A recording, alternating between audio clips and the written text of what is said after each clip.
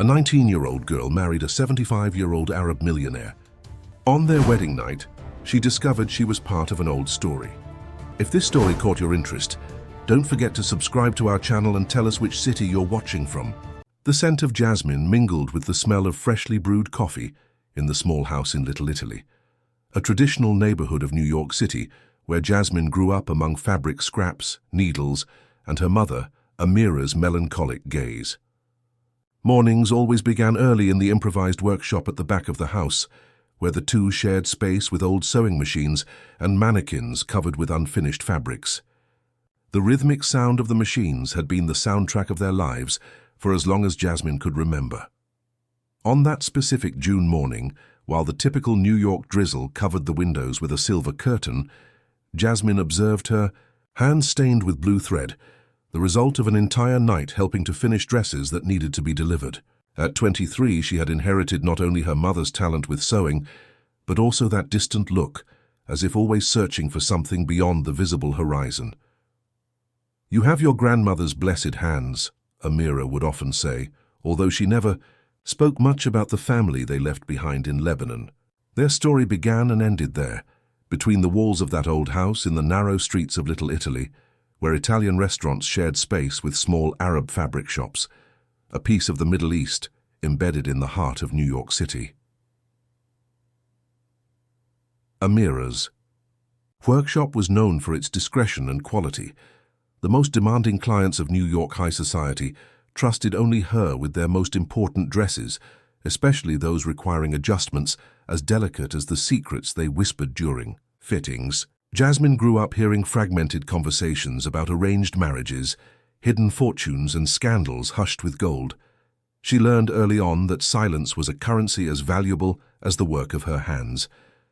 It was during one of these fittings that the name Charles Anderson first emerged in their lives. Mrs. Beatrice, one of their oldest clients, was commenting on the businessman's return to the United States after decades living abroad. "One of the richest and most mysterious men in the country," she said, adjusting her party dress in the mirror. "They say that after his wife died, he practically isolated himself from the world. He only appears in public when absolutely necessary." Jasmine continued her work in silence, marking the hem of the dress with pins, while her mind wandered. Stories about rich and lonely men were not new in that workshop. What she didn't know at that moment was that Charles Anderson would become much more than just another name whispered between fitting rooms. The first time she saw him was through the misty window of the Lebanese tea house where she usually had lunch. He was passing by the sidewalk, protected by a black umbrella and surrounded by security guards. Something about his posture, the way his eyes seemed to pierce through the glass and meet hers, made Jasmine freeze with the teacup suspended in the air. He was a tall man with graying hair and an aristocratic bearing, wearing an impeccable suit. That seemed out of place on that simple street in Little Italy. That night, upon returning home, she found her mother sitting in the living room, her hands trembling slightly as she held an envelope. "He found us," was all Amira said, before letting tears flow freely down her time-marked face. The envelope contained an invitation. Charles Anderson requested the presence of Amira and her daughter at his mansion in the Upper East Side, one of the most exclusive neighborhoods in New York City. There was no explanation, just a date and time printed on letterhead with a family crest that Jasmine had never seen before. "We can't go," Jasmine declared, sitting next to her mother and holding her hands. "We don't need to get involved with people like that." But Amira just shook her head, a sad smile playing on her lips. "Sometimes, Habibi, destiny finds us even when we spend our lives trying to hide from it." On the appointed morning, mother and daughter climbed the imposing staircase of the Anderson mansion. The place was an architectural relic, a palatial house from the early 20th century that seemed to have been transplanted directly from Europe to the heart of New York. Meticulously maintained gardens surrounded the property, and marble fountains murmured secrets in dead languages. The housekeeper, a stern-looking woman named Ruth, led them through corridors decorated with artwork and antiques. Jasmine noticed that many of the pieces had Arab origins: Persian rugs, Ottoman vases, Islamic, calligraphy framed in gold. It was as if someone had tried to recreate a piece of the Middle East in that privileged corner of New York. Charles Anderson awaited them in his private library, an impressive room with shelves that went from floor to ceiling, filled with leather-bound books. He was standing by the window observing the garden when they entered. As he turned, Jasmine noticed that his eyes, a deep, melancholic blue, seemed to carry the weight of 1,000 untold stories. "Amira," he said, his deep voice filling the silence. "How long it's been?" It wasn't a question, but a statement loaded with meanings that Jasmine couldn't decipher. Her mother, always so strong and determined, seemed to have shrunk in size before this man. 24 years, Charles," Amira answered, her voice barely a whisper. "You haven't changed at all." The businessman then turned his attention to Jasmine, and something in his gaze made her heart race. It wasn't desire or admiration, it was recognition, as if he were looking for something in her face, in her gestures, in her very existence. "You have her eyes," he murmured, more to himself than to the two women. "The same eyes as Laura." The name fell like a bomb in the library's silence. Jasmine saw her mother stagger slightly, leaning on a nearby armchair. Laura, a name she had never heard before, but one that seemed to carry the weight of all the past that her mother had tried so hard to hide. "Why did you call us here?" Amira asked, regaining some of her composure. "After so long." Charles Anderson walked to his desk, opening a drawer and removing a folder of documents. "Because it's time to correct the mistakes of the past," he answered, his voice now firm and determined. "And because I need your help, especially your daughter's." Jasmine felt the world spin around her. Charles Anderson's next words sounded distant, as if coming from another world. He needed someone trustworthy to help him organize his late wife Laura's collection, who had been one of the greatest collectors of Islamic art in the United States. Someone who understood not just art, but who carried within themselves the same sensitivity, the same connection to that culture.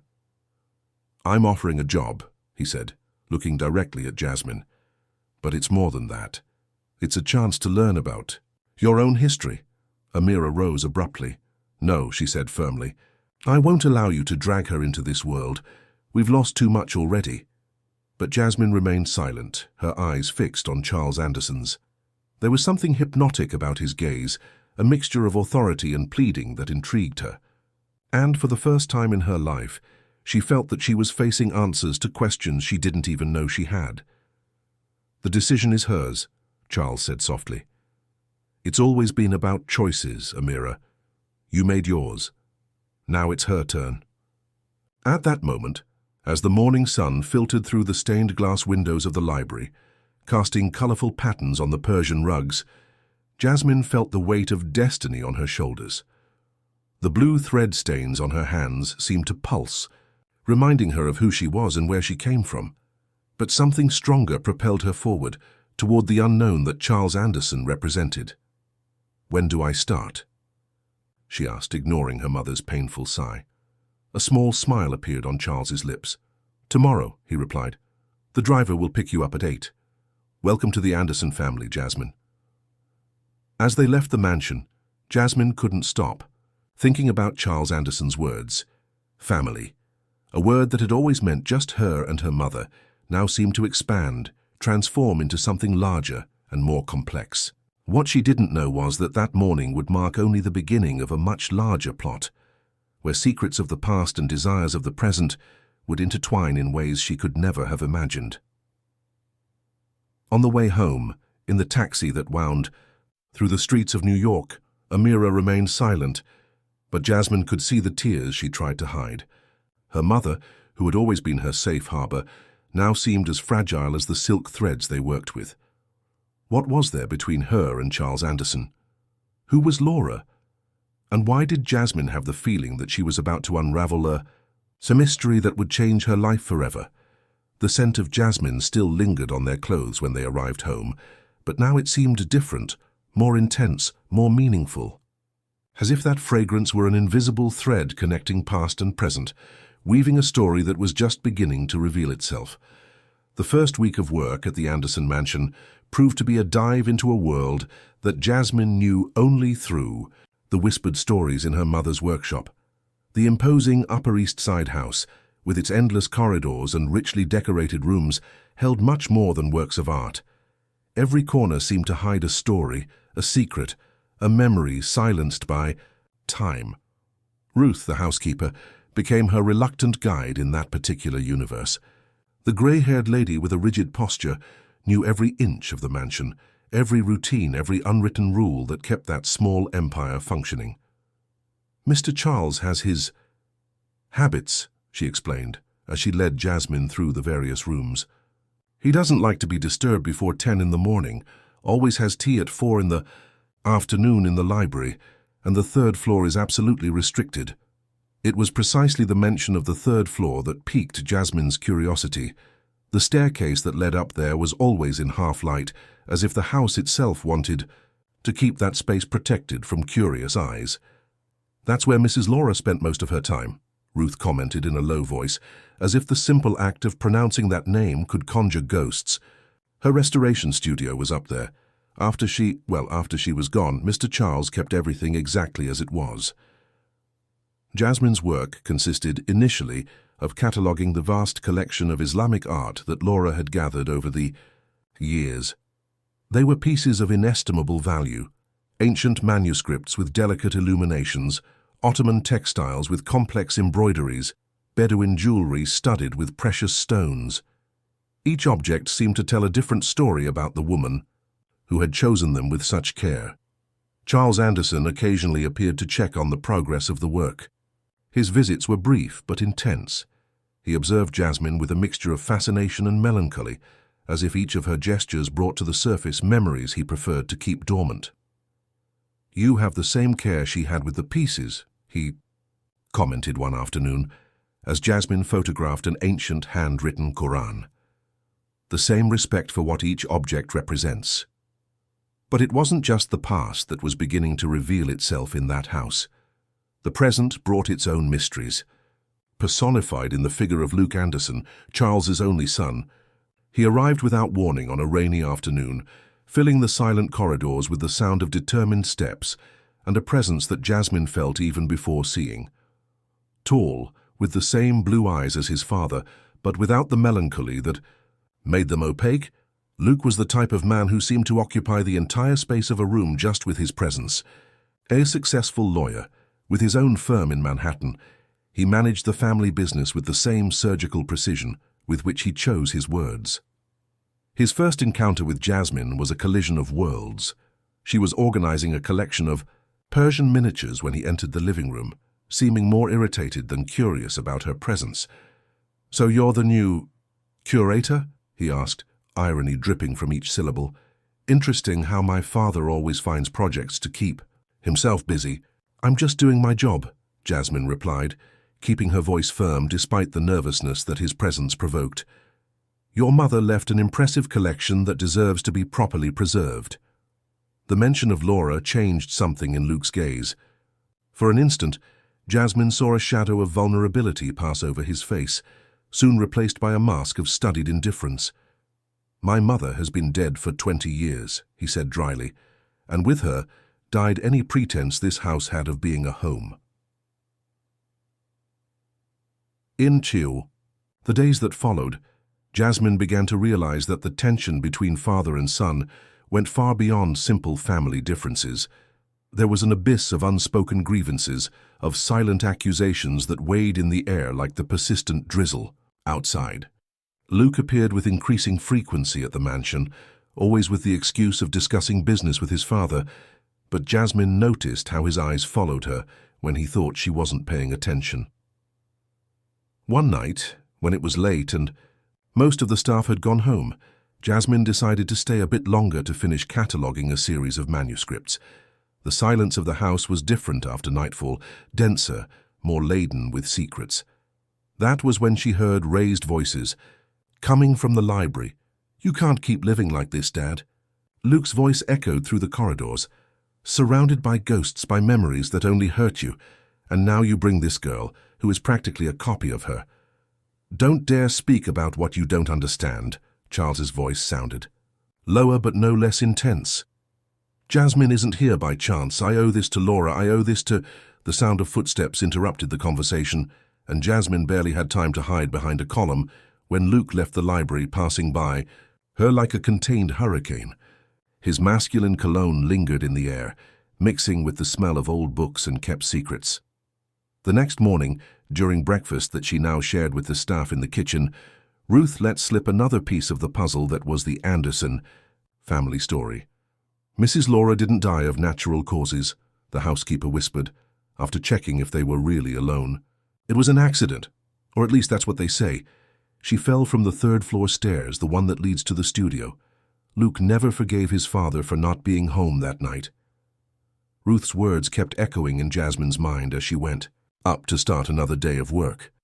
As she passed the third-floor staircase, she couldn't help but look up to that forbidden area of the house.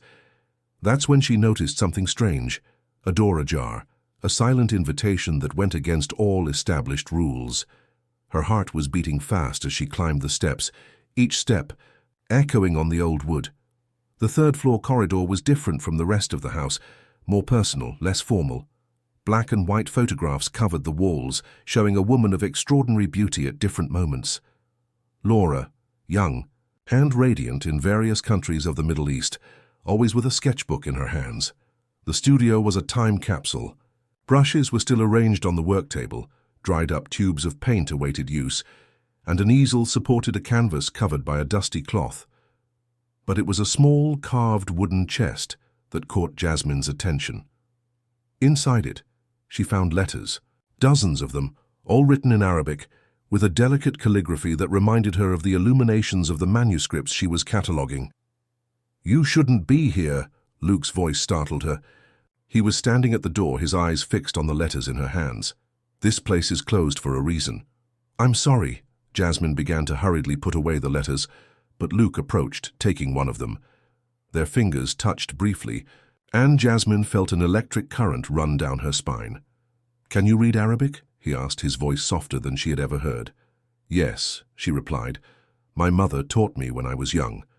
Luke was silent for a moment, studying her face as if seeing her for the first time. "I never knew what they said," he finally admitted. "All these letters, this part of her life was always a mystery to me." At that moment, something changed between them. The initial hostility gave way to mutual curiosity, a shared desire to understand the secrets that house held. Luke sat down beside her on the studio floor, and together they began to unravel Laura's words.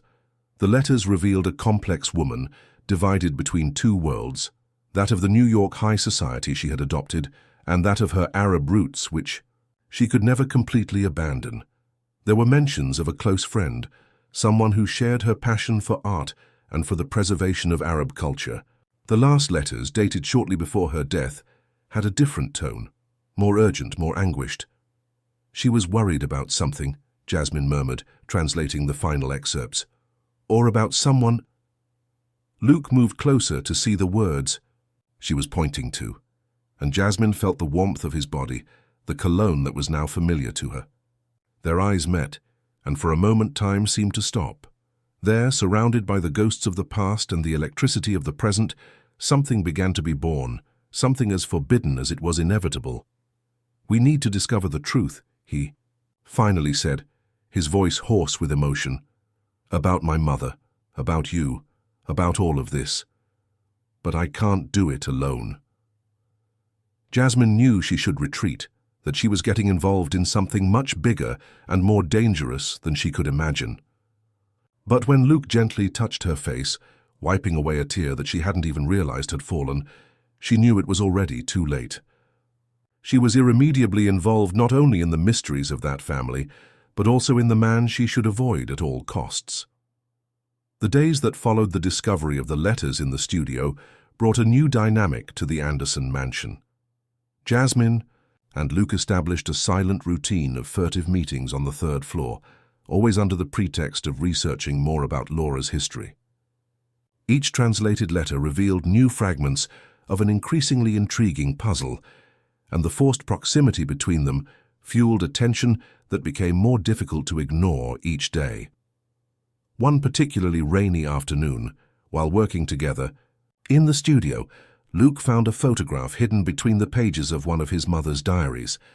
The image showed Laura, young and radiant, embracing a woman who made Jasmine's heart stop.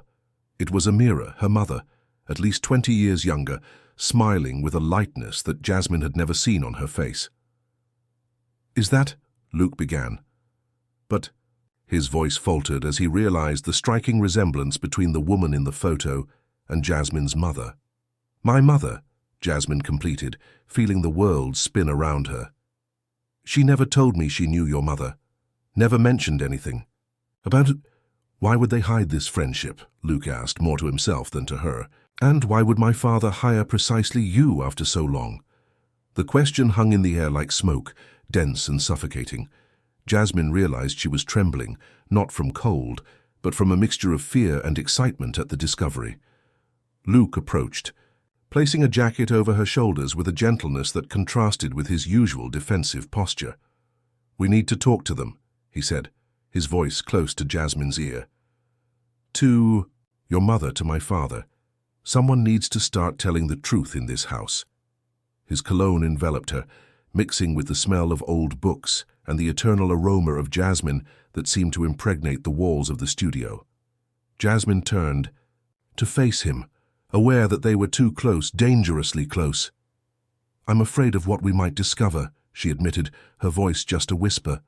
Luke raised his hand, touching her face with a softness that made her heart race. "I am too," he confessed. "But I'm even more afraid of continuing to live with these ghosts." The kiss happened like rain happens in New York. First a drop, then a downpour. Luke's lips found hers with a contained urgency, as if he too had fought against that inevitable moment. His hands became entangled in her hair, and Jasmine allowed herself to dive into that sensation, forgetting for a moment all the mysteries and dangers that surrounded them. The sound of footsteps in the corridor abruptly separated them. Ruth appeared at the door of the studio, her face a mask of thinly disguised disapproval. "Your father is looking for you, Mr. Luke," she announced dryly. "And Miss Jasmine, it's past your working hours." The spell was broken, but something had changed irrevocably between them. In the days that followed, each exchanged glance, each accidental touch, carried the weight of that forbidden kiss. The cataloguing work continued, but now there was a different urgency in their discoveries. One night, when the mansion was already silent, Jasmine decided to confront her mother. She found Amira in the sewing workshop, working on a party dress with her usual dedication. The familiar smell of Turkish coffee filled the environment, mixing with the perfume of the roses that her mother always kept nearby. "Why did you never tell me about Laura?" Jasmine asked without preamble, placing the photograph on the work table. Amira froze, the needle suspended in the air. For a long moment, only the ticking of the old clock filled the silence. When she finally spoke, her voice was laden with an old sadness. "Some stories are like poorly sewn dresses, Habibi," she said, running her fingers over the photograph with reverence. "The more you try to fix them, the more the stitches come undone." "I deserve to know the truth, Mom," Jasmine insisted, sitting beside her. "About you and Laura, about Charles Anderson, about why we've lived all these years hiding our past." Amira sighed deeply, setting aside the dress she was working on. "Laura was more than my friend," she began, her voice trembling slightly. "She was my heart-sister. We met in Lebanon, two young dreamers who wanted more from life than our parents planned for us. She fell in love with Charles, an American who was there on business. I fell in love with the idea of freedom." Her mother's words fell like stones in a still pond, creating waves that disturbed the entire surface of the reality that Jasmine knew. Amira continued, her hands now entwined in her lap. "We came to America together. Laura married Charles. I started my own business. We were inseparable. She helped me build all this," she gestured to the workshop around them. "But there were secrets, Habibi, secrets that cost her life." "What secrets?" Jasmine asked, her heart beating hard against her ribs. "Laura discovered something about Charles's business," Amira answered, her voice now just a whisper. "Something that involved dirty money, dangerous people. She wanted to protect Luke, wanted to ensure that he would never get involved with that part of his father's life." The night she died. A noise at the door interrupted the confession. Luke was standing there, his face as pale as if he had seen a ghost. "Continue," he pleaded, his voice hoarse. "Please, I need to know." Amira looked from Luke to Jasmine, and something in her face changed. It was as if an immense weight was finally being removed from her shoulders. "The night she died, Laura called me. She said she had evidence, documents that would incriminate powerful people. We arranged to meet, but she never arrived. The next morning, I learned that she had fallen down the stairs." Luke staggered, leaning against the door. Jasmine ran. To him, holding his arm, feeling how his whole body trembled. "Are you saying my mother was murdered?" a grave voice completed from the doorway. Charles Anderson was there, his face a mask of old pain. "Yes, son. Your mother was murdered. And I've spent the last 20 years trying to find out by whom." The silence that followed was deafening. Jasmine could feel Luke's tense body beside her, could see the silent tears flowing down her mother's face, could feel the weight of the finally revealed truth pressing against her chest. "Why now?" Luke asked his father, his voice laden with contained anger. "Why bring Jasmine after so long?" Charles Anderson fully entered Amira's small workshop, closing the door behind him. The space, normally welcoming, now seemed claustrophobic with the presence of so many secrets ready to come to light. "Because I finally found a clue," he answered, removing an aged envelope from the inside pocket of his jacket. "Something your mother hid, in the lining of one of the dresses in her collection. I needed someone who understood sewing, who could recognize the signs, someone trustworthy." Jasmine felt Luke's gaze upon her, a mixture of understanding and something deeper, more dangerous. She had spent the last few weeks cataloging not just art, but unconsciously looking for clues in the fabrics themselves, in the seams, in the details that only trained eyes could perceive. "What did you find?" Luke asked, his voice tense like a violin string about to break. Charles opened the envelope with almost reverential care. Inside were a series of photographs and documents, some already yellowed with time. "Your mother was investigating a network of antiquities trafficking," he explained, spreading the photos over Amira's sewing table. "Artworks stolen from the Middle East, sold to private collectors here in the United States. She discovered that some of the biggest businessmen in New York were involved, including you," Luke completed, his face a mask of disappointment and anger. "No," Amira intervened, surprising everyone. "Not Charles. Albert Matthews." The name fell like a bomb in the small space. Albert Matthews was one of the most powerful men in the country, owner of one of the largest construction companies in the United States, and more importantly, father of Hannah, Luke's fiancée. "The wedding," Jasmine murmured, the pieces of the puzzle beginning to fit in her mind. "That's why you're so determined to make Luke marry Hannah," Charles nodded slowly. "I needed to keep the Matthews close, gain their trust. I spent 20 years building this approach, waiting for the right moment." Luke let out a bitter laugh, running his hands through his hair in a gesture of frustration. "So my marriage is just another piece in your game of revenge? And Hannah, does she know about her father?" "Hannah knows nothing," Charles replied, his voice softening when speaking of his son's fiancée. "She is as much a victim as all of us in this story." Jasmine observed the scene with a heavy heart. Luke, the man she was irremediably falling in love with, was promised to another woman. A marriage arranged not for love, but for a decades-in-the-making revenge plot. "But why bring me here?" she asked, her voice firmer than she felt. "Why involve me and my mother again in this story?" Charles turned to her, his blue eyes carrying the weight of 2 decades of guilt and determination. "Because you, Jasmine, are the only one who can finish what your mother and Laura started. You have the knowledge, the talent, and more importantly, you have their blood running in your veins." "What do you mean?" Jasmine asked, feeling a shiver run down her spine. It was Amira who answered, her voice choked. "Laura wasn't just my friend, Habibi. She was your aunt, my older sister." The world seemed to stop spinning for a moment. Jasmine staggered, being supported by Luke, whose strong hands on her waist seemed the only real thing at that moment of revelations. "That's why the same eyes," Charles murmured, more to himself than to the others.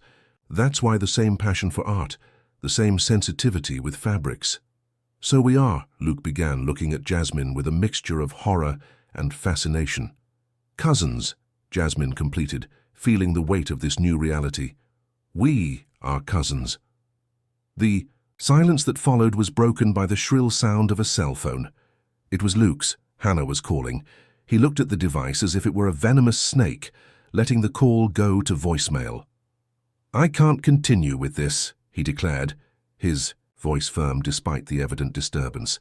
"I won't marry Hannah. I won't be part of this revenge plan." "If you don't marry her," Charles warned, "we'll lose our only chance to prove the Matthews involvement, to bring justice for your mother." "What kind of justice requires me to sacrifice my own happiness?" Luke exploded. "What kind of father uses his son as a pawn in a game of revenge?" "The kind of father who saw the woman he loved be murdered and could do nothing," Charles replied, his voice thundering in the small space. "The kind of father who spent 20 years living with the guilt of not having been there to protect her." Jasmine observed the exchange between father and son with a broken heart. She could see the pain in both men, could understand both sides of that tragic story. But she also knew that she couldn't ignore what she felt for Luke even now, even knowing they were relatives. "There has to be another way," she finally said, her voice cutting through the tension like a sharp knife. "Some way to get the evidence, without destroying more lives." Amira then stood up, walking to an old sewing machine in the corner of the workshop. With precise movements, she opened a secret compartment in the base of the equipment, removing a small leather notebook. "Laura kept a diary," she explained, caressing the worn cover. "Not just about art, but about everything she discovered. Names, dates, locations. She gave me this the night she died, saying it was her life insurance. I never had the courage to open it." Luke approached the notebook as if it were a sacred relic. "All these years, you had the answers here?" "I was afraid," Amira admitted, tears flowing down her aged face. "Afraid they would come after me too. After Jasmine. Your aunt died, trying to protect all of us, trying to expose the truth. I couldn't risk losing my daughter too." Jasmine hugged, her mother feeling the familiar smell of jasmine in her graying hair. So many secrets, so many pains kept for so long. But now there was no turning back. The truth was coming to light, and with it, impossible decisions would need to be made. "What do we do now?" she asked, looking at Luke, at Charles, at her mother. "Now," Charles replied, his voice carrying an iron determination, "now we begin to unearth the dead, and may God have mercy on all of us." Rain was battering New York that night as the small group pored over Laura's diary in Charles's office. The yellowed pages revealed a much more complex plot than any of them could have imagined. It wasn't just about antiquities trafficking. It was about money laundering, bribes, an intricate network that extended from the basements of museums to the highest circles of power. Jasmine translated the passages in Arabic, her voice occasionally trembling as she recognized names of people who still today frequented newspaper headlines. Luke made meticulous notes, his years of experience as a lawyer guiding him on which information could be transformed into concrete evidence. Charles and Amira filled in the gaps with their own memories of that time. "Here," Jasmine pointed to, an entry dated 3 days before Laura's death. She mentions a meeting at the Museum of Sacred Art, something about a private exhibition that was never open to the public. Luke leaned over the diary, his shoulder touching hers, sending shivers down her spine. So even now, even knowing they were cousins, the attraction between them was a force of nature impossible to ignore. "The museum," Charles murmured, a light of recognition in his eyes. "Of course. Albert always used the exhibitions as a facade to introduce stolen pieces into the market. Laura must have discovered some concrete evidence. But how will we access records from 20 years ago?" Luke questioned, running his hands through his hair in frustration.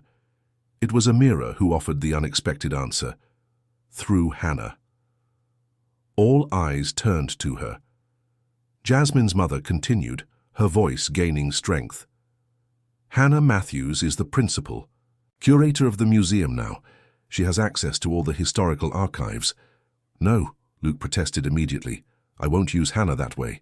She doesn't deserve to be manipulated. And maybe it's not manipulation, Jasmine suggested softly, even though each word hurt in her heart.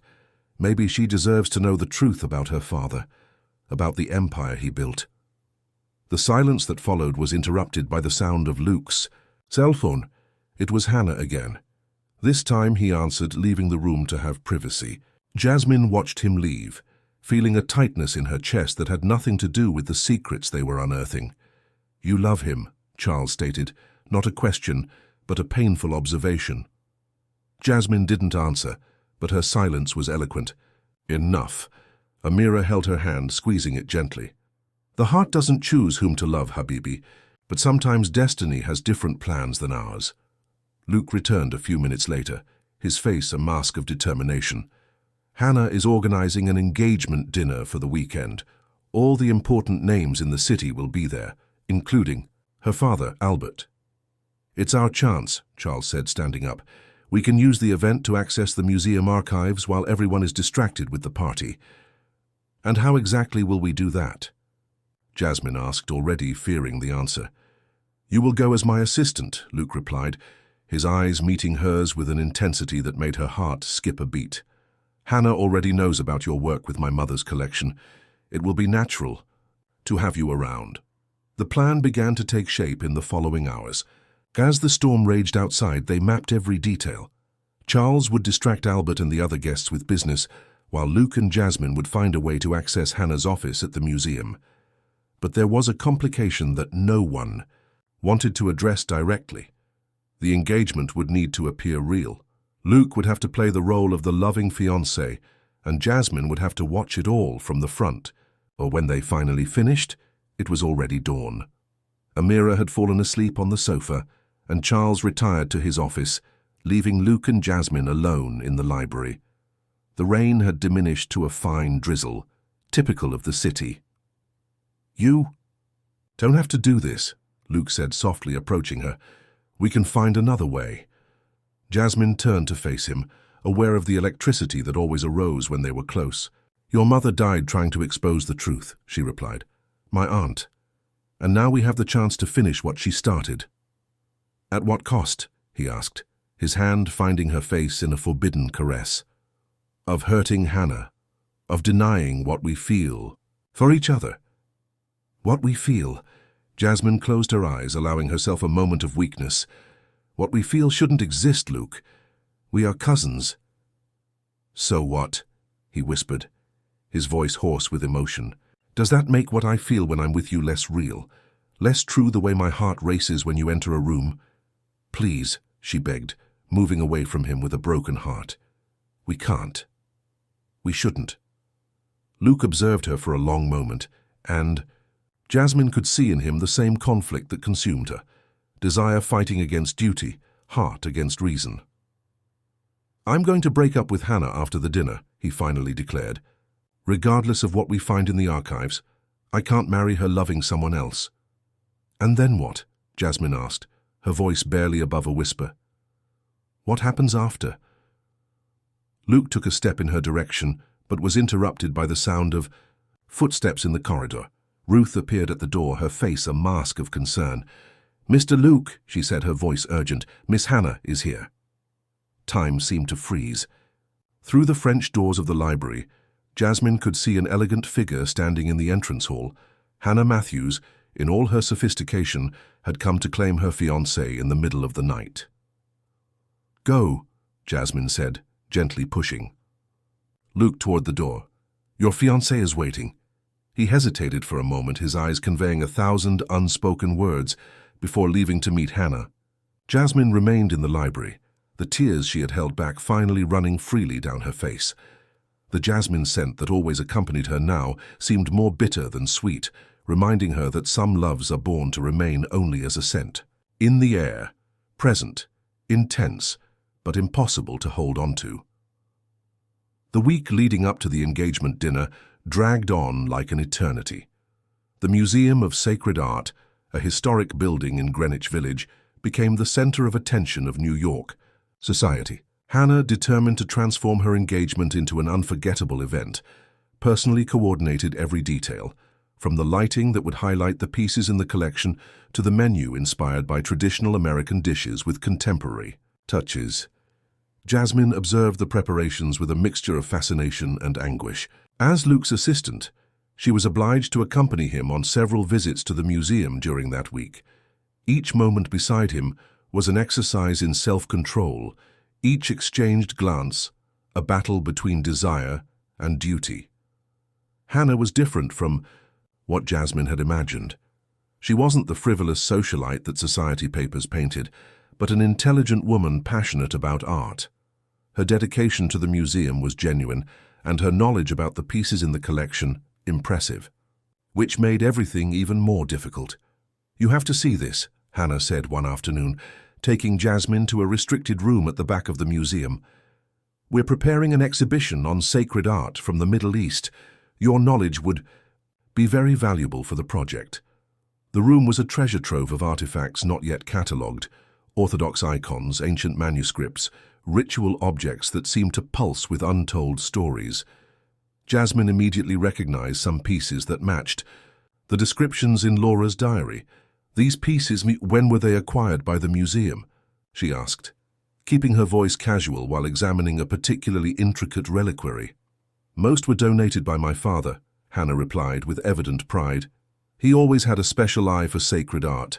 Some are from a private collection he acquired about 20 years ago." Jasmine felt her heart race. 20 years, exactly the time that Laura was investigating. "It's an impressive collection," she commented, mentally photographing every detail that might be useful later. "That's why I want you to work with us after the wedding," Hannah continued, her smile genuinely welcoming. "Luke told me about the incredible work you're doing with Mrs. Laura's collection. It would be wonderful to have someone with your knowledge on our team." Guilt hit Jasmine like a punch in the stomach. Hannah was offering not just a job, but a friendship. And here she was planning to use the engagement dinner to expose the crimes of the woman's father. The sound of footsteps interrupted the conversation. Luke appeared at the door, his face tense despite the polite smile. "Sorry to interrupt, but we need to review some documents from the office, Jasmine." Hannah gave her fiancé a quick kiss before leaving in the air a soft cloud of French perfume. As soon as they were alone, Luke's mask of professionalism fell. "I can't take it anymore," he whispered, approaching Jasmine. "Every minute of this farce is killing me." "Luke, please," she begged, taking a step back. We can't." "What? Feel what we feel?" "It's too late for that, Jasmine. You know it is." The space between them seemed charged with electricity. Through the high window of the room, the late afternoon light created dancing shadows on the ancient walls, as if the very saints in the icons were witnessing that forbidden moment. "I found something," she said, abruptly changing the subject. "Several of the pieces that Hannah showed correspond to the descriptions in Laura's diary. They're the same ones she suspected had been stolen from churches in Lebanon and Syria." Luke ran his hands through his hair in frustration. "How are we going to prove this? Hannah keeps all the acquisition records in her office, and it's locked. When she's not there." "During the dinner," Jasmine explained, her brain working quickly. "She'll be busy with the guests. If I can find an excuse to go upstairs—" "No," Luke cut her off. "It's too risky. If you get caught—" "More risky is letting your mother have died in vain," she retorted, her voice firm despite the tremor in her hands. "That my aunt sacrificed everything without getting justice." The silence that followed was interrupted by the sound of Luke's cell phone, Hannah again wanting to discuss some detail of the dinner. He looked at the device as if it were a bomb about to explode. "Go," Jasmine said softly. "Your fiancé needs you." But before she could move away, Luke gently held her wrist. The touch, even so simple, sent waves of heat throughout her body. "None of this is real," he murmured. "The engagement, the smiles, the plans, the only real thing is what I feel for you." "Sometimes," she replied, gently freeing herself, "the real things are exactly those we cannot have." That night, alone, in her room in the house she shared with her mother, Jasmine mentally reviewed every detail of the plan for the dinner. The museum floor plans she had memorized, the security cameras she would need to avoid, the exact time she would have to find, the necessary documents. Amira entered silently, bringing a cup of jasmine tea. "How you look just like her," she said softly, sitting on the edge of the bed. Laura had that same look when she was determined to do something, no matter how dangerous it was. "I'm afraid, Mom," Jasmine admitted, allowing herself a moment of vulnerability. "Not of what might happen to me, but of your heart," Amira completed softly. "Love is like a complex embroidery, Habibi. Sometimes the most beautiful stitches are made with the most painful thread. How did you know? About Luke?" Amira smiled sadly. "A mother always knows. And besides, you have the same sparkle in your eyes that I had when I fell in love with your father. That sparkle of someone who knows they're running straight for the precipice, but can't stop. What happened with my father?" For a moment Amira was silent, her fingers playing with the edge of the cup. "He was a married man," she finally answered. "An important businessman in Beirut. We fell in love. It was intense and brief, like a summer storm. When I discovered I was pregnant, Laura convinced me to come to America with her, to give you a chance at a different life." Jasmine absorbed the information in silence. So many secrets, so many stories of forbidden love, intertwined like the threads of a complex tapestry. "And do you regret it?" she asked. "Having chosen this path?" "Never," Amira replied without hesitation. "Every choice I made was out of love. For you, for Laura, for the life we built here. True love isn't about possessing, Habibi. It's about protecting, even if that means letting go." Her mother's words echoed in her mind as she finally fell asleep. The next day would be the engagement, dinner, and with it the moment to face all the truths that had remained buried for so long. But there was one truth that no investigation could change. Her heart already belonged to Luke, even if he was promised to another, even if they were cousins, even if the whole world conspired to keep them apart. The Museum of Sacred Art shone under the New York twilight. The old 17th century monastery with its brick walls and colonial arches had been transformed into a modern fairy tale setting for the engagement dinner. Soft lights highlighted the ancient sacred sculptures, creating shadows that seemed to dance along the century-old walls, while arrangements of white orchids perfumed each environment. Jasmine arrived early, as her role as assistant required. Wearing a midnight blue dress that her mother had sewn especially for the occasion, she moved through the historic corridors with an apparent calm that masked her turbulent heart. The dress had a special detail, an internal pocket perfectly sewn, where she kept a small USB drive, her only weapon on that night of masquerades. The guests began to arrive punctually at 8. The cream of New York society paraded their jewels and studied smiles, while waiters circulated with glasses of champagne and elaborate canapes. Charles Anderson was magnificent in his Italian suit, conversing with ease with other businessmen. Anyone who saw him would never imagine that his every word was part of a meticulously architected plan. Albert Matthews, Hannah's father, was an imposing figure even at 70, tall, with perfectly trimmed white hair and a smile that didn't reach his eyes. He circulated through the hall like a king in his court.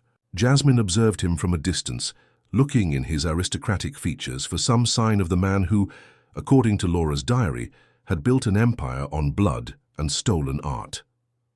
Hannah was dazzling in a champagne-colored dress that captured the light like morning dew. Her jewelry, a set of sapphires that, according to the whispers of the guests, was a family heirloom, sparkled with each movement. She didn't leave Luke's arm, who played his role of loving fiancé with a perfection that broke Jasmine's heart. "Is everything ready?" Charles's voice whispered close to her ear, while they pretended to admire an ancient image of the Madonna. Jasmine nodded discreetly. The plan was simple in theory. During the engagement speech, when all eyes would be on the couple, she would go up to Hannah's office on the second floor. She had exactly 15 minutes to find the documents, photograph them, and leave without being noticed. The moment came faster than she expected. Luke, with a glass of champagne in hand, called the guests' attention for a toast. His voice, normally so firm, had a slight hesitation that only Jasmine seemed to notice. "When I met Hannah," he began, and Jasmine felt each word like a small stab. "I never imagined that destiny had this moment in store for us, but life has its own plans. Taking advantage of the general distraction, she slipped away toward the back staircase. Her heels, chosen carefully for being silent, barely made a sound against the old wooden floor. The second floor was dark and silent, only the city light, entering through the high windows. Hannah's office was at the end of the corridor. Jasmine entered the code she had memorized after days of careful observation. The door opened with a soft click. Inside, the environment was a fascinating mixture of ancient and modern. Period furniture coexisted with state-of-the-art equipment. Her hands trembled slightly as she searched through the drawers of the antique desk. The minutes passed with frightening speed. Finally, in a folder marked Special Acquisitions, 2005, she found what she was looking for: documents detailing the purchase of various sacred pieces, all with dubious provenance. The sound of footsteps in the corridor made her freeze. Someone was coming up the stairs. Quickly, she began to photograph the documents with her cell phone, trying to keep her hands steady despite the growing panic. The door opened. "I knew I'd find you here." Hannah's voice cut through the silence, like an ice blade. Jasmine turned slowly, her heart beating so hard it seemed about to explode. Hannah was standing at the door, still dazzling in her engagement dress, but her face had lost all the warmth of her previous hospitality. "Hannah, I can explain." "You don't need to," she interrupted, closing the door behind her. "I've already understood everything. The looks between you and Luke, the whispered conversations, the excuses to be alone. I thought I was just being paranoid, but now—" "It's not what you're thinking," Jasmine tried, her mind working frantically to find a way out. "No." Hannah took a step forward, her eyes shining with a mixture of pain and anger. "Then tell me, Jasmine, why are you searching through my office? During my engagement dinner?" The silence that followed was deafening. Downstairs, the music and voices of the guests seemed to come from another world, a world where secrets and betrayals didn't exist. "You don't know your father," Jasmine finally said, deciding that the truth, or at least part of it, was her only option. "You don't know what he's capable of." Hannah laughed, a sound without humor. "And you do? You, who appeared out of nowhere a few weeks ago, think you know more about my family than I do." "Your family?" Jasmine hesitated, weighing each word. "Not all family stories are what they seem, Hannah. Some are built on lies so old they've become accepted truths." Something in Jasmine's tone must have touched some chord in Hannah, because her expression changed subtly. "What are you talking about?" "The exhibition pieces," Jasmine continued, pointing to the documents on the desk. "You never wondered where they really came from? Why some don't have clear provenance? Why certain acquisitions were made in total secrecy?" Hannah approached the desk, her eyes scanning the exposed documents. "These are confidential museum records. Did your mother ever talk about Laura Anderson?" Jasmine interrupted, playing her last card. "About how she died." The name seemed to hit Hannah like a slap. She staggered slightly, leaning on the edge of the desk. "How do you know about Laura?" "Because she was my aunt," Jasmine revealed, feeling the weight of each word. "And she died trying to expose the truth about the art trafficking scheme that your father commanded." The sound of footsteps in the corridor interrupted the conversation. The door opened again, revealing Luke, his face pale with concern. Behind him, to Jasmine's horror, was Albert Matthews. "What's happening here?" Albert's voice thundered in the small space. Hannah turned to her father, her eyes now teary. "Is it true, Dad, about Laura Anderson, about the museum pieces?" Albert's face transformed, all sophistication giving way to something more primitive, more dangerous. "Who told you about Laura?" he asked, his eyes fixed on Jasmine with a predatory intensity. "I did," Charles Anderson's voice sounded from the door. He entered the office calmly, as if he were entering a business meeting. "After 20 years, Albert, I think it's time for the truth. Don't you think?" The air in the office became dense with unresolved tension, secrets about to explode, and hearts beating in an unbridled rhythm of fear and anticipation. The night of revelations was just beginning, and no one would leave there the same way they entered. Hannah's office, normally a sanctuary of order and elegance, had been transformed into an arena where 2 decades of secrets were about to explode. The air conditioning blew softly, but the tension was so palpable that it seemed to make breathing difficult for everyone present. Albert Matthews stepped forward, his Italian shoes creaking against the old wooden floor. "Have you gone mad, Charles? Do you really want to do this, here now?" "We've waited long enough," Charles replied, his voice carrying the weight of 20 years of contained grief. "Your daughter deserves to know what kind of man you are. What empire you built." Hannah moved close to Luke as if seeking protection, but her eyes didn't leave her father. "What are they talking about, Dad? What's this story about Laura Anderson?" The smile that Albert displayed was like a snake uncoiling. "Your mother always said you had the same inconvenient curiosity as her, Hannah, always wanting to know more than you should." "Don't you dare!" Charles advanced a step, his voice trembling with anger. "Don't you dare speak of Catherine like that." The name fell like a bomb in the environment. Hannah brought her hands to her mouth, her eyes wide with surprise. "Mom? What does she have to do with this?" It was Jasmine who answered, her voice firmer than she felt. "Your mother and my Aunt Laura were friends. They discovered together the art trafficking scheme. And together they planned to expose everything." "Shut up!" Albert roared, advancing toward Jasmine, but Luke was faster, placing himself between them. "Enough, Mr. Matthews," Luke said, his voice cutting. "It's over. We have the evidence, the documents, the letters, Laura's diary." "You have nothing." Albert laughed, but there was a tremor in his voice. "Just speculations from a dead woman and the conspiracy theories of a bitter old man." "We have this," Jasmine declared, taking out her cell phone. On the screen, the photos of the documents she had just recorded shone like irrefutable evidence. Records of all the suspicious transactions, pieces bought for a fraction of their real value, all of dubious origin. And more importantly, she hesitated, looking at Hannah. "We have the truth about what happened to your mother." The silence that followed was deafening. Hannah staggered to a chair, her engagement dress rustling like broken wings. "Dad, in Mom's car accident—" "It wasn't an accident," Charles completed softly. "Just as what happened to Laura wasn't an accident. They discovered too much, planned too much. Your father couldn't allow the truth to come to light." "Lies!" Albert shouted, but there was panic in his eyes now. "I have no proof." "Yes, I do," a new voice sounded from the door. Amira was there, holding an old folder. "Laura gave me this the night she died. Her last protection," she said. "All the details of the scheme, all the names involved, all the evidence that she and Catherine gathered." "Mom?" Jasmine whispered, surprised by the sudden appearance. Amira entered the office with the dignity of a queen. "I kept this for 20 years, waiting for the right moment, waiting for Jasmine to be safe enough, strong enough to face the truth." Hannah rose abruptly, staggering to her father. "Is it true? Did you kill Mum?" Albert's face contorted into a mask of fury and despair. With a quick movement, he pulled a gun from his jacket.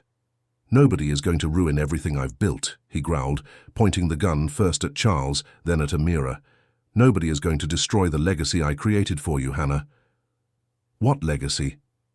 Hannah shouted, tears running freely down her face. "A legacy of lies, of blood. Mum died trying to do the right thing, and you killed her." "I did everything for you," Albert shouted back. "Every stolen piece, every dirty deal, every death, all to secure your future, your position." "Put down the gun, Albert." Charles's voice was surprisingly calm. "We've lost enough people already." The sound of sirens began to be heard. In the distance, rapidly approaching, Albert looked around like a cornered animal. "You called the police?" "No," Charles replied, "but I imagine Hannah did." All eyes turned to Hannah, who was holding her cell phone with trembling hands. "I'm sorry, Dad," she whispered, "but Mom deserves justice." What happened next seemed to unfold in slow motion. Albert, realizing he was cornered, pointed the gun at Charles. Luke moved to protect his father. Jasmine screamed. The sound of the shot exploded in the closed environment. But it was Albert who fell. Ruth was standing at the door, a small, still-smoking pistol in her hands. "I always kept the promise I made to Mrs. Laura," the housekeeper said, her voice trembling slightly. To protect her family no matter the cost. The police invaded the office seconds later, finding a scene that seemed taken from a film. Albert Matthews wounded but alive, a gun fallen at his feet, documents scattered on the desk, and a group of people whose lives had been irremediably intertwined by secrets and tragedies. Hannah ran into Luke's arms, sobbing uncontrollably. He embraced her, but his eyes met Jasmine's over the golden hair of his fiancée. In that look was all the love they couldn't express, all the pain of a future they would never have. As the police handcuffed Albert and the paramedics were called, Jasmine approached her mother. Amira enveloped her in her arms, the familiar jasmine scent wrapping around her like a protective blanket. "It's over, Habibi," Amira whispered. "Laura can finally rest in peace." But Jasmine knew that nothing had really ended. The truth had been revealed, yes, but at what cost?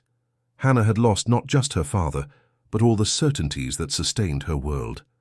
Luke was trapped in a commitment that now seemed even more impossible to break. How could he abandon Hannah after all she had lost? And her own heart? Her heart would have to learn to live with the weight of a love that could never be fully realized. The sound of the sirens diminished in the New York night, but the echo of that night would continue to reverberate in their lives for a long time. Some truths, Jasmine realized, are like the scent of jasmine. They remain in the air long after the flower closes, always reminding us of what was lost and what can never be recovered. The weeks following the confrontation at the Museum of Sacred Art passed like a blur of police statements, sensationalist headlines, and reorganization of shattered lives. The sacred art trafficking scandal occupied the front pages of newspapers, destroying reputations built over decades and revealing a network of corruption that extended far beyond Albert Matthews. Jasmine observed everything from a distance, taking refuge in the small workshop in Little Italy, where the sewing machines continued their constant rhythm as if nothing had changed. But everything had changed. The weight of the revealed truth had altered the very fabric of the reality they knew. Hannah had left for Paris shortly after the scandal, unable to face not only her father's imprisonment, but all the revelations about her past. Before leaving, she had appeared at the workshop one last time, her eyes red from crying, but with a dignity that impressed Jasmine. "I came to say goodbye," she said, sitting among the scraps and mannequins, "and to thank you for bringing the truth to light, even if it hurts so much. Hannah, No," she interrupted gently. "You don't need to say anything. I saw, you know. All this time I saw how you and Luke looked at each other, how you tried to hide what you felt. At first I thought it was just another betrayal, another lie. But now I understand that sometimes true love is the one we choose not to live."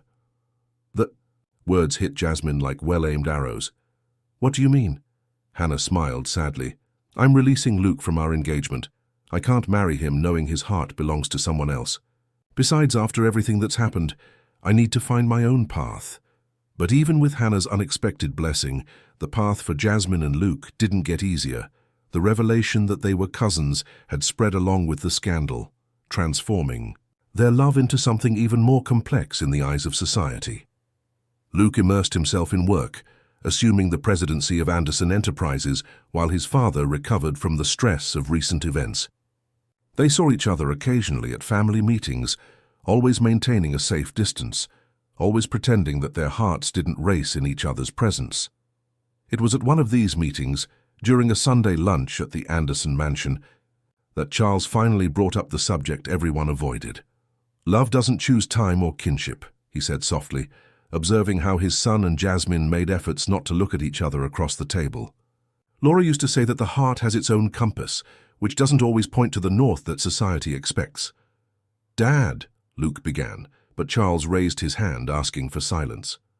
"I spent 20 years living with regrets," he continued. "Regret for not having protected Laura, for not having been more courageous, for not having fought for what was right at the right time. I don't want you to carry the same weight." Jasmine felt tears burning her eyes. Beside her, her mother held her hand under the table. "What are you suggesting, Charles?" Amira asked, her voice trembling slightly. "I'm suggesting that we've had enough tragedies in our families because of secrets and social conventions. Perhaps it's time to allow love, simply, to be. The silence that followed was broken by the sound of a chair being pushed back. Luke had risen abruptly, his eyes fixed on Jasmine with an intensity that made her heart skip a beat. "I can't pretend anymore," he declared, his voice hoarse with emotion. "I can't keep pretending that I don't love you, that I don't think about you every minute of every day. Yes, we are cousins, yes, society will judge, but after everything we've been through, after all the lies that have been revealed, the only truth that matters is what I feel for you." Jasmine stood up too, her legs trembling. "Luke." "Marry me," he said, going around the table to stand face to face with her. "Not here, not in New York. We can go wherever we want. Start over where nobody knows us, where we can simply be ourselves. But the company, your life here, the company can be managed from anywhere," Charles intervened. "And as for life, sometimes we need to lose everything we know to find who we really are." Amira stood up too, tears running freely down her face. "Your Aunt Laura always said that true love is like a perfect embroidery. Even when it looks chaotic on the outside, there's a pattern, a greater purpose forming." Luke took Jasmine's hands in his, and she felt the familiar warmth that always consumed her when they were close. "What do you say? Are you willing to embark on this madness with me?"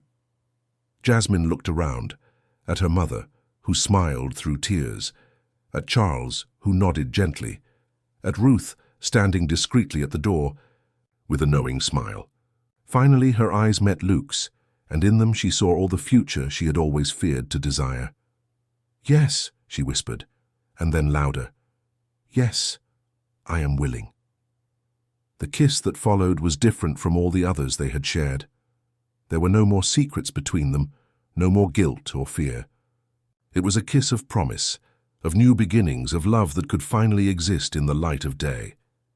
Weeks later, while packing her things for the move, Jasmine found an old bottle of jasmine perfume. The aroma, which for so long had been associated with secrets and pain, now brought her only memories of new beginnings and possibilities. "Ready?" Luke asked from the door, observing her with that look that still made her heart race.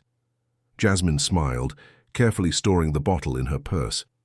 Some fragrances, like some loves, need to accompany us on all our journeys, no matter where destiny takes us.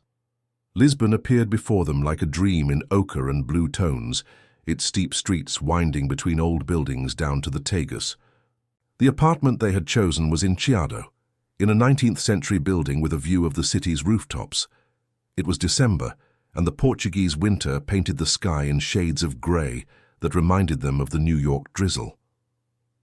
Jasmine was on the balcony, watching the trams pass on the narrow streets below, when she felt Luke's arms wrap around her from behind.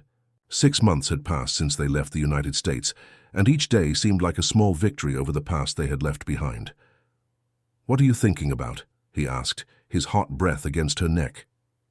"About how life takes turns," she replied, leaning back against his chest. "A year ago I was sewing dresses in Little Italy, trying to understand my mother's silences. Now I'm here on the other side of the ocean, starting a new life."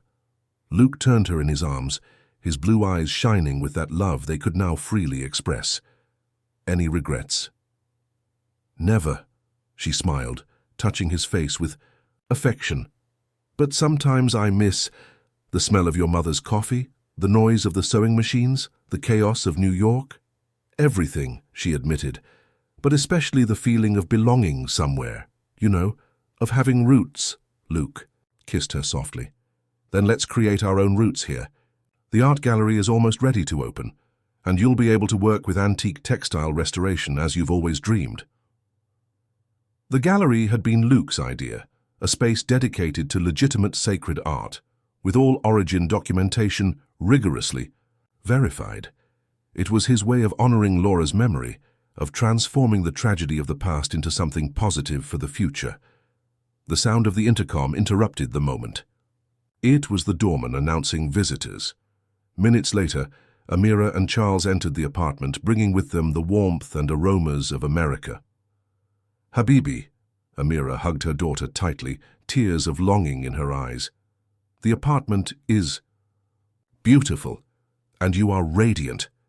Charles hugged his son, then Jasmine, his eyes scanning the space with approval. Lisbon was an excellent choice, far enough for a fresh start, close enough to our Arab roots. They had come for the gallery opening, but also to share news from New York. While Amira unpacked American treats in the kitchen, Charles updated the couple on the latest happenings. Albert was sentenced, he informed, sitting on the sofa, with a cup of coffee that Amira insisted on bringing from America. 15 years. Most of the stolen works are being returned to their countries of origin. And Hannah? Jasmine asked softly. Despite everything, she still cared about the woman who had shown such dignity in the most difficult moment. Well, Charles smiled. She opened her own gallery in Paris, focused on contemporary Arab art. She's doing important work as a cultural bridge between East and West. And Ruth? Luke asked, a smile playing on his lips.